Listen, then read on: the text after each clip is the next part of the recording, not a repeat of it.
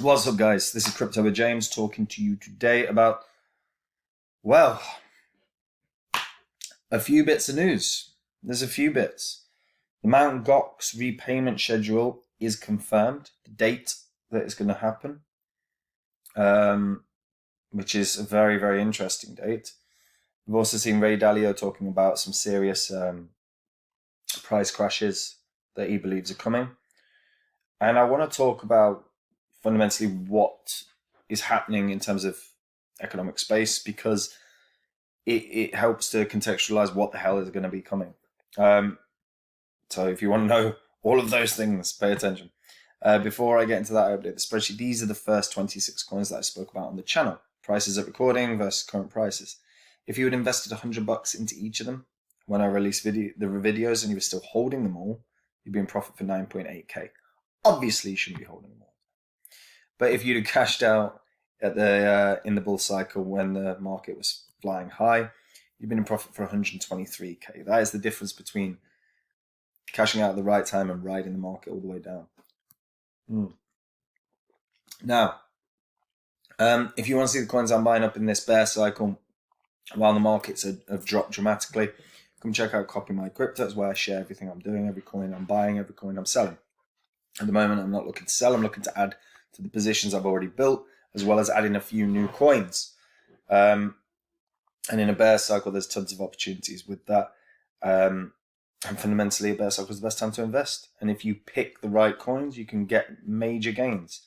Phantom is one that I said would 100x. I did a whole Udemy course about it. It did a 677x. You know, Theta, Zilliqa, VeChain, Engine, NKN, all found. I think Horizon as well, but all found in the bear cycle, 60x's, 48x's, 58x's. So if you want to see the coins I think are going to do those gains, come check out Copy My Crypto. Link is in the description. So, start with Ray Dalio. So Ray Dalio's Bridgewater's just predicted another 20 to 25% drop for the markets. Big prediction. But I don't disagree. I think it could be worse. So over the long run, the Fed will most likely chart a middle course that will take the form of stagflation. And earlier this week, Bridgewater's co-chief investment officer, Greg Jensen, told Bloomberg that the Fed's hawkish stance still hasn't been fully priced in.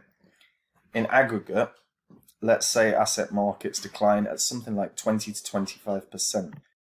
Now, if you're wondering what to do given this gloomy outlook, here's a look at some of his biggest holdings. So Vanguard, FTSE Emerging ETF, Procter & Gamble, Johnson & Johnson, lots of pharmaceuticals.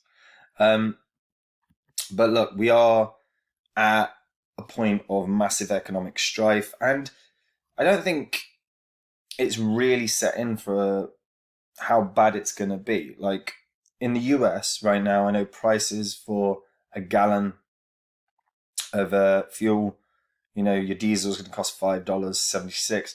Your regular's costing $3.80, $3.81. Now, bear in mind, in the UK right now, the price of unleaded, which is just your regular, costs £1.80 per litre. Remember, there are 4.54 litres. 4.54 litres in a gallon. And remember that the dollars to pounds is $1. There's 1.18. So in the UK, in dollars, $9.45. Our inflation in the UK is hitting forecast potentially at 22%. Electric and gas, proper gas, not your version of fuel, but electric and gas is probably going to cost most people in the UK between £500 and £600 a month. Again, so let's call it 500. So that's around $590 a month just on a gas and electric. Like, I sadly believe that we're probably only about 4 to 6 weeks away from riots in this country because people are going to refuse to pay because they can't afford to. And as the economy continues to struggle, and this is not just the UK, obviously this is, I'm using the UK as an example, but I wouldn't have time to go through every single country and just break down how bad things are getting. And as the economy continues to take a tumble, central banks are doing what they always do, which is trying to battle the inflation costs and the inflation rates. So people are going to lose their homes. Things are going to get very, very bad. And when people have less and less money flows into markets. So when Ray Dalio is talking about another 20 to 25% drop for the markets, he's not wrong, because most people are going to have even less in just a matter of months than they already do now to put into any single market. And that's not simply true of your standard retail investors. That's true of everyone. So I do believe that's coming. Now, there's a few things that have happened as well within crypto that's got very, very interesting. So, number one, a date for the Mt. Gox repayment is set. And how is this going to affect Bitcoin? Well, it has been set. It has been set. So far, the most recent announcement regarding the repayment has come with a definite date for when it will begin.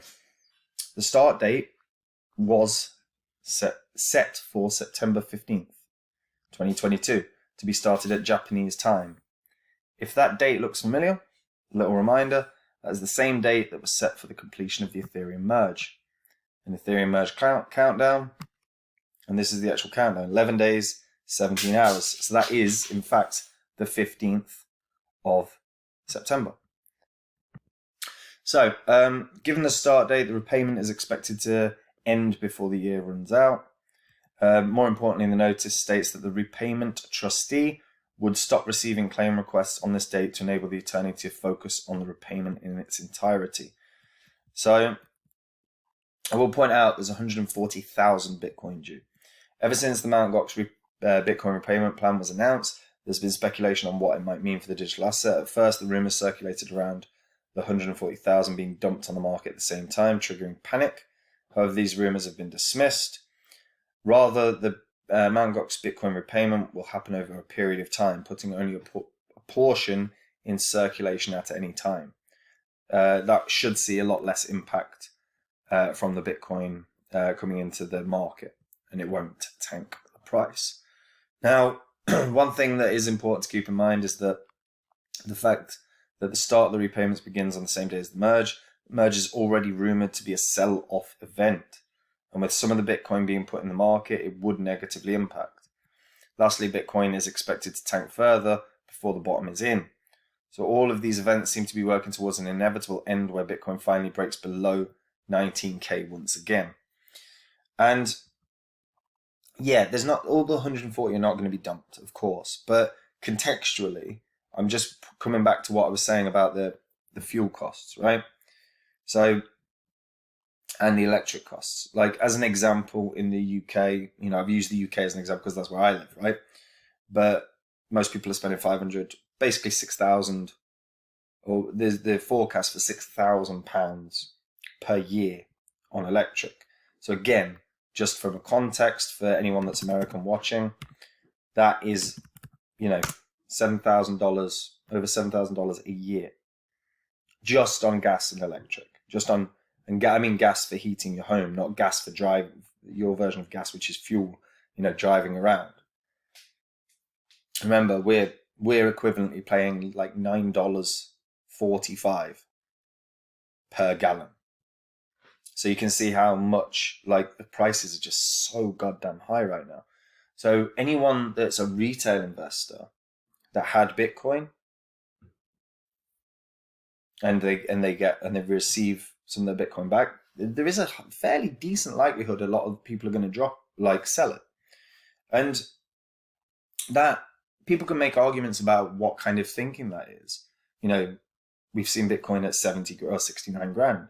So that's really short-term thinking. But if you're a retail investor who is struggling with the cost of living, receiving a Bitcoin back covers all your fuel, covers all your electrics, your puts you in a much, much better position. And the return of a lot of these Bitcoin to retail investors that are potentially really struggling with the cost of living, they will be sold. Because feasibly, we could have people that end up being millionaires overnight. We don't actually know how many Bitcoin some people had. Some people could have had a couple of hundred because they bought them when the prices were insanely low. So there is a decent chance that the Bitcoin that arrives on the market is going to be sold. The only other, I suppose the alternative is that any investment funds that receive their Bitcoin back, or any VCs or anything like that, they probably hold longer. But a lot of the Mt. Gox Bitcoin was retail, and this is why I come back to why I'm tying in the Ray Dalio prediction. Is we're in a time of economic strife. People are struggling. There is the debate in the UK of eating or heating. That's coming out now because at Christmas or around winter, people are not going to be able to afford to heat the home and eat. So it's going to be a choice, eating or heating. So, yeah. And if you are someone that's ending up receiving a ton of Bitcoin that you previously owned, that is a wonderful scenario to be in, because you're going to end up being able to financially cope, or even be in a far, far better position in one of the worst times in terms of finances that we've had in a very long time. So yeah, it's a weird one. It's a really weird one. I don't fundamentally, if they're looking at, I suppose the one thing that they haven't really stated is how much is being released in terms of percentage. They have said that the repayments should be finished by the end of the year, I believe. So, you can spread it, I suppose, over 4 months if that's the case.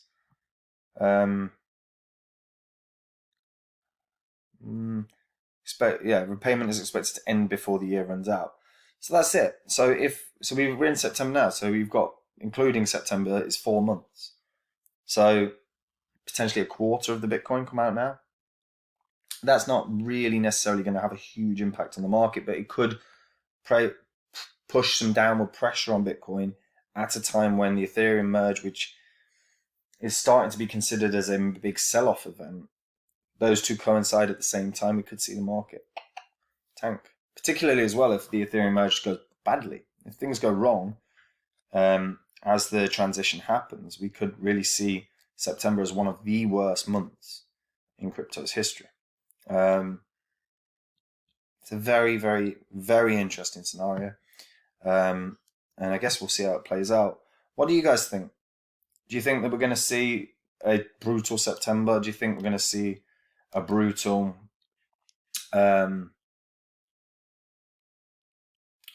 market crash? Do you think, and what do you think about what I was saying? If you're a UK citizen, what do you think? Because like I said, not that I want it, but I can see within 4 to 6 weeks we're going to have riots because people are just at a breaking point. So if you're a UK citizen, tell me what you think as well. Like the video, subscribe to the channel, and like the video. It's a hard one when it's like a morbid tone, but the one thing I will say, even when it's a market crash, dude, you take a long-term perspective, you take a long-term view of crypto as it's rising, and a market crash is an opportunity to buy at discount. And if you've got positions in something you think are quality, Flux as an example, or you can pick any crypto, but I'll use Flux. It's currently priced at like $1. Say the market drops and Flux drops to, I don't know, 60 cents as an example.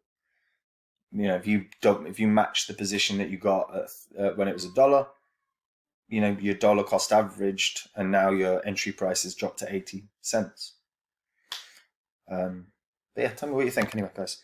And if you want to see the coins I'm buying up in this bear cycle, the ones I think are going to be absolute beasts, come check out Copy My Cryptos, where I share every coin I buy and sell. Obviously, we're in a bear cycle, so I'm not really selling, I'm buying. I've built positions in multiple cryptos. I'm looking at strengthening those positions as the markets continue to drop. And I'm also looking at adding some brand new positions of different cryptos that I think can do massive, massive gains. If you want to see what they are, just go to the site. And if it resonates with you, I look forward to seeing you there. Take it easy. Bye-bye.